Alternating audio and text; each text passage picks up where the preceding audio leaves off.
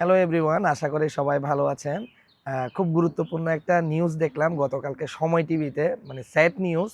সেটা হচ্ছে লিবিয়া থেকে সাগর পাড়ি দিয়ে ইউরোপে সেনজেন কান্ট্রিতে এন্ট্রি করার সময় 23 জন বাংলাদেশি যুবক নিহত হয়েছেন।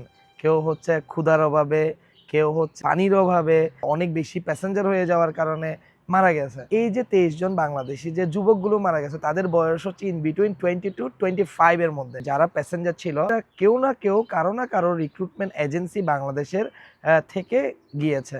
সো এদেরকে মোস্টলি ইনফর্ম করা হয় বাংলাদেশের এজেন্সি থেকে যে আপনারা নন সেনজেন যে কোনো একটা কান্ট্রিতে যাবেন, সেখান থেকে আপনারা খুব সহজেই যেন নদীর এপার আর ওপার এখান থেকে দেখা যায়, এভাবে করে ওদেরকে রিপ্রেজেন্ট করা হয় যে আপনি নদীর এপারে নন সেনজেন কান্ট্রি, আপনি ওই পারে 10 মিনিট জাস্ট ট্রাভেল করে চলে যাবেন। কিন্তু বিষয়টা কিন্তু আসলে এরকম না। জীবনটা আপনার পুরোটা ঝুঁকির মধ্যে নিয়েই আপনাকে হয়তো 10 জনের মধ্যে 5 জন যাইতে পারবে, 5 জন মারা যাবে।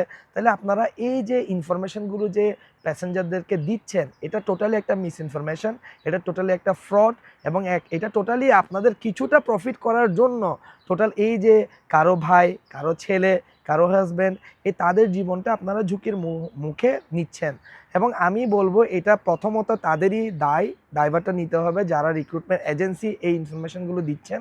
এবং 2 নাম্বার বিষয় হচ্ছে আপনারা যারা প্যাসেঞ্জার, আপনাদের নিজেদেরও একটু নলেজ রাখতে হবে যে ইউরোপের নন সেনজেন থেকে সেনজেনে যাওয়ার জন্য যদি কোনো বৈধ উপায়ে আপনি যেতে পারেন, আপনি স্টুডেন্টে যেতে পারেন বাংলাদেশ থেকে সরাসরি, আপনি ওয়ার্ক পারমিটে যেতে পারেন, আপনি ভিজিটর ভিসায় যেতে পারেন, গিয়ে ওখানে হয়তো কোনো চেঞ্জ অফ স্ট্যাটাস বা আপনি কোনো ভিসা চেঞ্জ করে বা আপনি পরবর্তীতে যে কোনো কিছু করতে পারেন।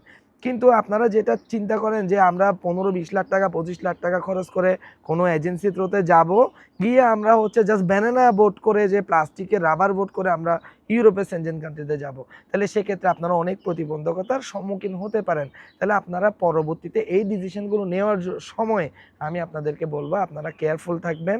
এবং যারা রিক্রুটমেন্ট এজেন্সি, আপনারা ফার্দার এরকম কখনোই কোনো মিস ইনফরমেশন আপনারা প্যাসেঞ্জারকে দিবেন না।